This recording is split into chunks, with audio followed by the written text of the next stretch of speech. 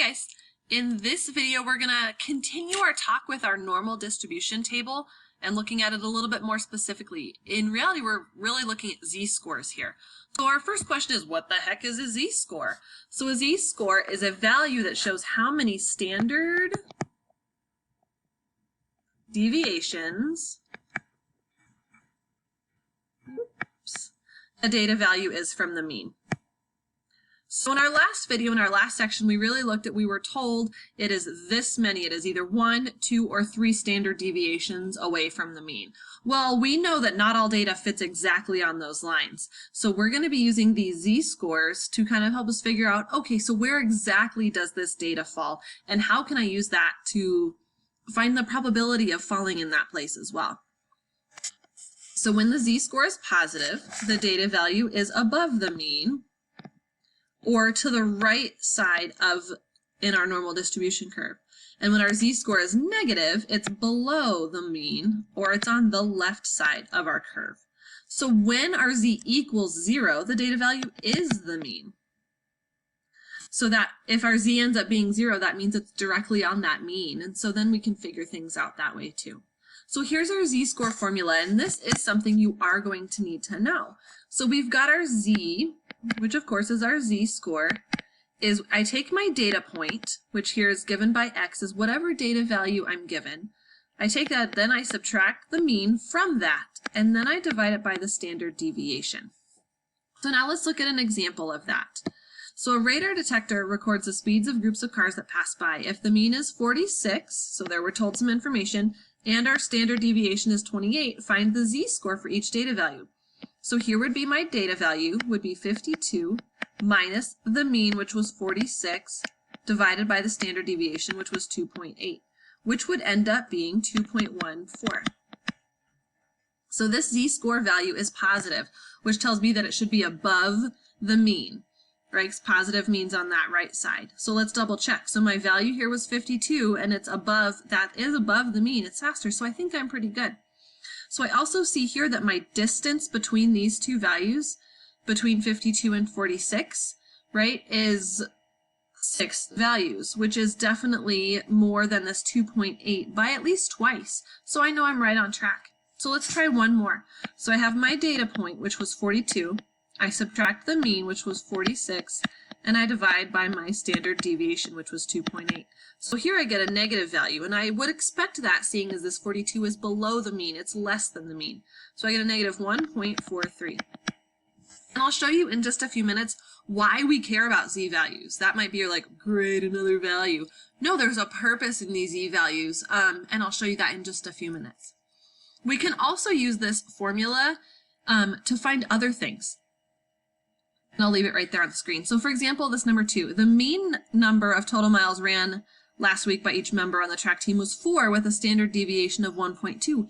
If Clay's z-score was 2.5, how many miles did he run? So now I'm not being asked for the z-score. Now I'm being asked for, okay, so what is my data point?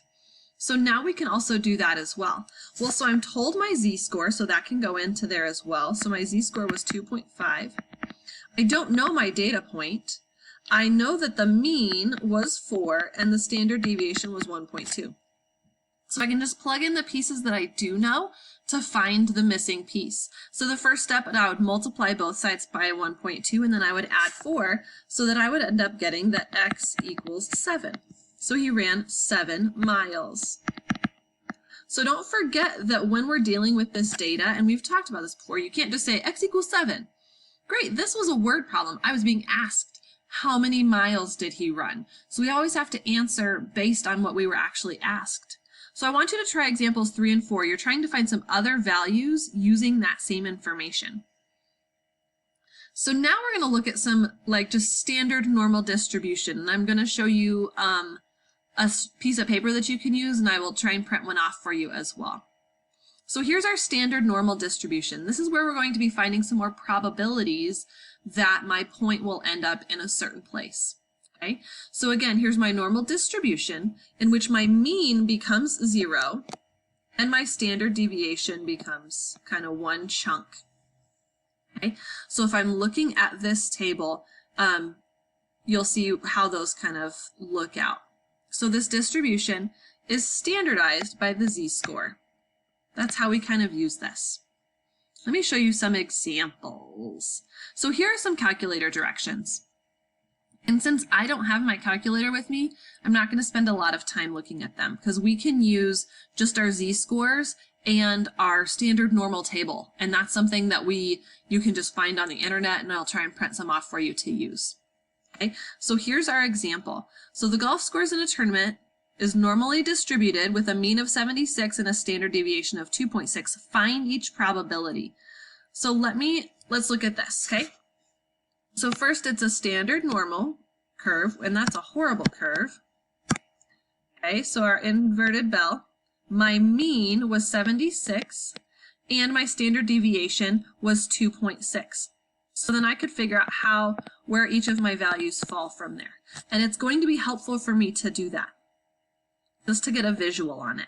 Okay, so I know that if I add 2.6 to this, I would end up with 78.6, and I could continue doing that throughout as well.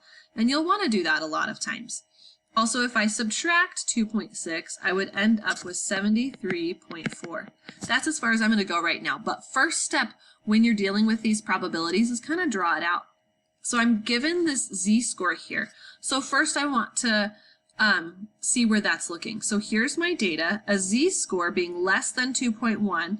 Well, that would fall into, right? So here's my mean, 2.1. So it's about here.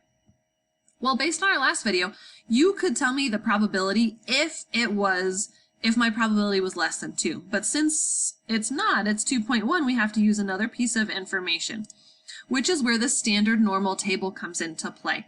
So you'll see that the standard normal table gives us the probability of the area left of the z-score. So in that example, our z-score was 2.1. So here I can come to my, and I'll show you this page, 2.10. So here's the probability, this 0.98214. That's the probability that I'm looking for. So let's go back here. So using that standard normal table, I ended up with a probability of 98.21%. And I did that just moving the decimal place twice. So now I'm actually being asked, I'm not given the z-score here, so I have to find my z-score. So going back to my example above and my formula for finding the z-score, I take the data minus the mean over the standard deviation. So I take my data point, which was 74, minus the mean over the standard deviation, 2.6. So when I do that, I will get my z-score. So when I actually calculate this, I'm going to end up with a negative 0.77. And again, I see it should be negative because it's less than the mean. But I also see that this 74 falls within one standard deviation, right? Because if I subtracted 2.6, it would be 1. So it's going to fall in here. So now that I have that z-score, I go back to my standard normal table and I find where that is here. So I see I've got a negative 0.7, and then I can go over to my standard table to where it's 0.77 and see my chance here, my probability here, which ends up being 22.07. So let's go back to what we were looking at. So this would end up being our 22.07%. So there's a 22.7% chance that my data will be less than 74, that my score will be less than 74. Okay, so we can also look where things get a little bit more complicated. So here I'm being asked, okay, so what am I looking at if my value is going to be greater than 81? So that's a really big difference because everything when we look at our standard normal table is less than. So here I'm being asked for greater than.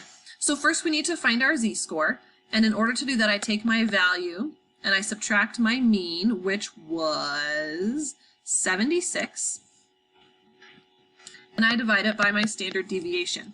So for this example, I first get my z-score, which my z-score ends up being 1.92.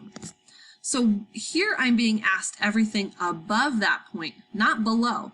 So if I look at, again, my standard normal table, and find that z-score on my standard normal table, the way I can find the probability of things that are above that is I would take 1 minus whatever value I found in this table. And that'll give me the probability of the right side of my curve. So I can go ahead and, oops, that is the wrong one. Let's look at this one. So I would find my z-score. And since I know that I want the stuff on the other side, I would take 1 minus the table value, since we're looking at things greater than. So for this, I would end up getting 2.74%. Okay, so we do the same thing with that z value here. So the other thing that we can do is we can look at values that are in between. So the first thing you have to do here is find both z-scores. So find your z-score for when your value is 77, find your z-score when your value is 83, and then using that standard normal table, you're going to find those numbers and find how much space is in between those, just by subtracting. So I want you to try that and see what you come up with, and I'll post the answers here. Okay, so that's really all we're looking at with the z-score. The z-score just gets us very specific on exactly how many standard deviations and what is exactly my probability or my chances of my data falling into this range. So now that you've gone through this, now it's time to go ahead and work on that homework, and let me know when you get stuck or have questions. Thanks, guys.